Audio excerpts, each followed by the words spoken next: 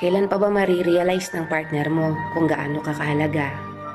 Baka ma-realize lang ng tao ang halaga mo kung hindi ka na maghahabol sa kanya.